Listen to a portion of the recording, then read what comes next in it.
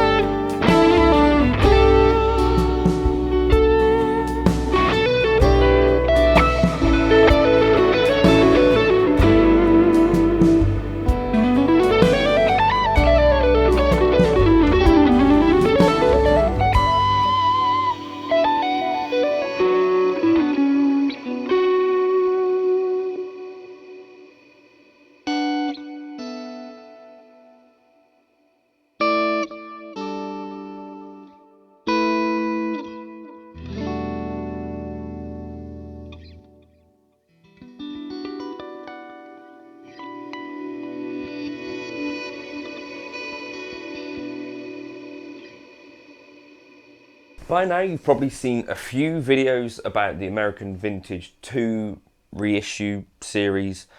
So these are kind of year-specific models, which is what Fender first did in the 80s, as far as I know.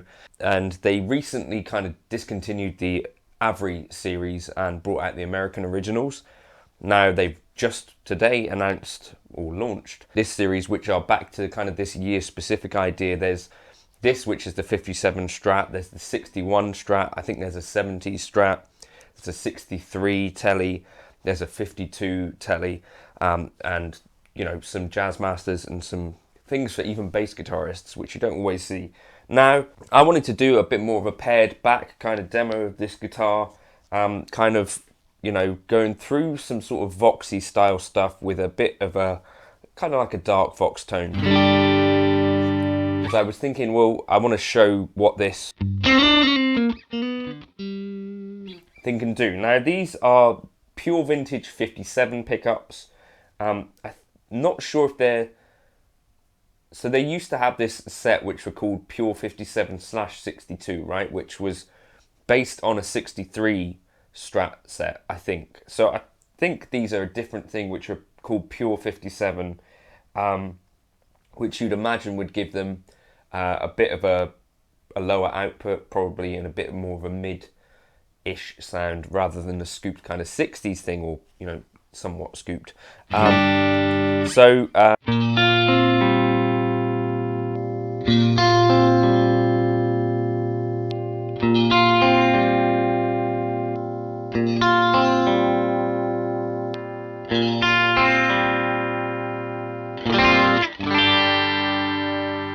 The cool thing is that you've got the tone control for the neck bridge pickup, sorry, which is kind of useful. So you can go between having like a really kind of bright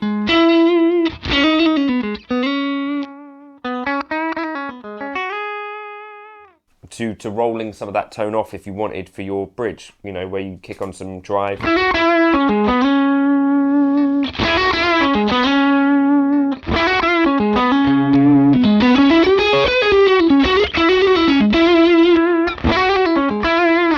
And so you can kind of have that more open sounding neck pickup, and if you want to roll off the volume on your bridge, then you can do that. I think it's Eric Johnson's guitars which have that wired that way. I don't know if that was a 50s specific thing. A 50s specific thing, I'll look into that a little bit and maybe come up with an answer. But yeah, it's got kind of, it's a Strat, isn't it?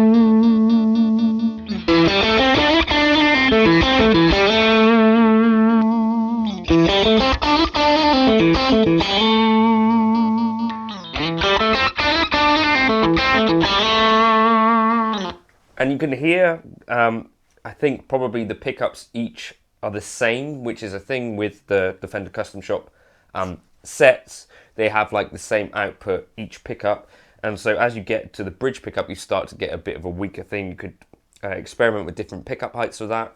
Some other kind of pickup winders tend to wind the bridge pickup a little bit hotter, or pair a hotter pickup with that if you're into that sort of thing. But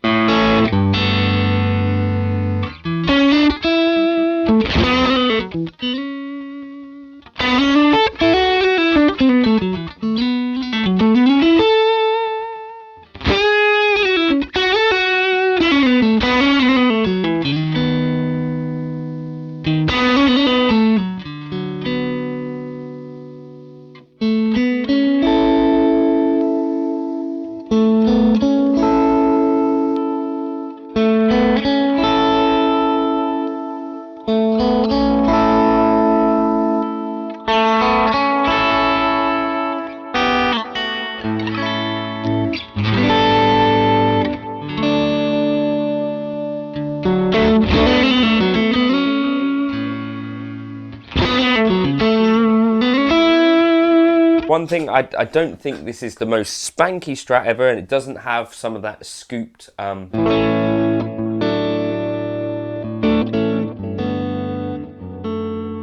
thing that some of the later kind of 60s tones are about. I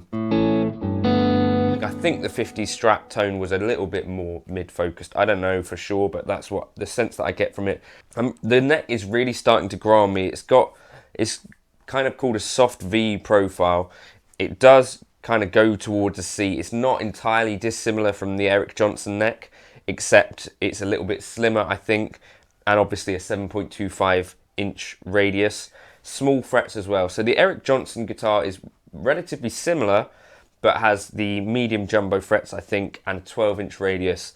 So this is like, you know, a relatively similar take on the guitar, but if you wanted something a little bit more vintagey, you'd go with this. If you wanted something a little bit more modern, or a bit more of a player's kind of thing, then the Eric Johnson would also be a really good bet, I guess.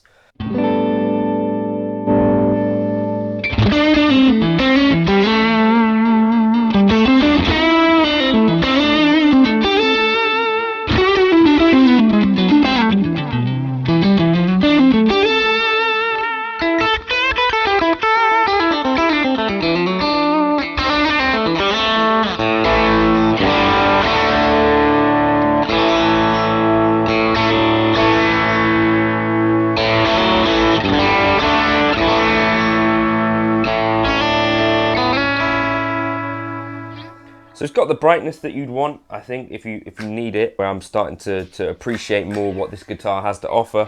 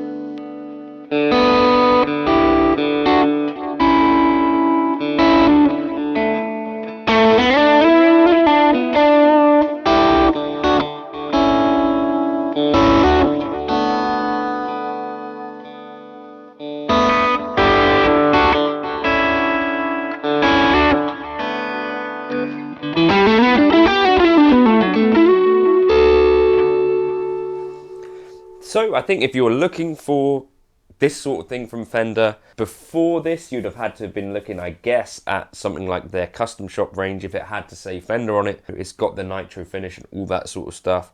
And I think based on what I can see from some of the bits where the lacquer job wasn't perfect, it's quite a thin finish. So in theory, I'd imagine these things will age quite quickly, and so wouldn't necessarily be a whole lot of time before you had something which sort of played roughly like a custom shop instrument anyway.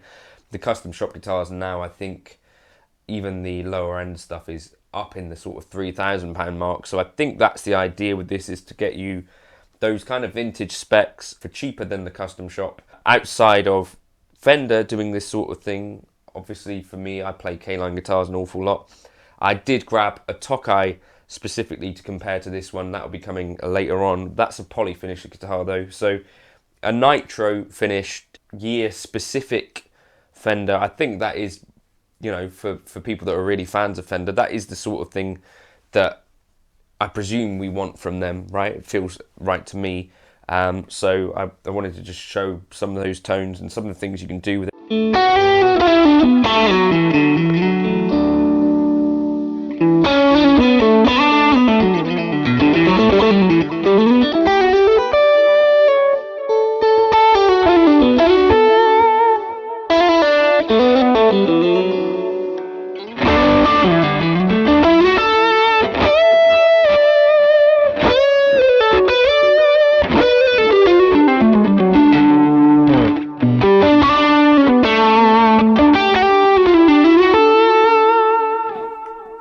But yeah, let me know your thoughts in the comments. Are you a fan of this range. Were you pleasantly surprised by it? I definitely was when Fender said, or the chap from Fender that I spoke to said, you know, it's the American vintage is coming back. I was very happy with that as an idea.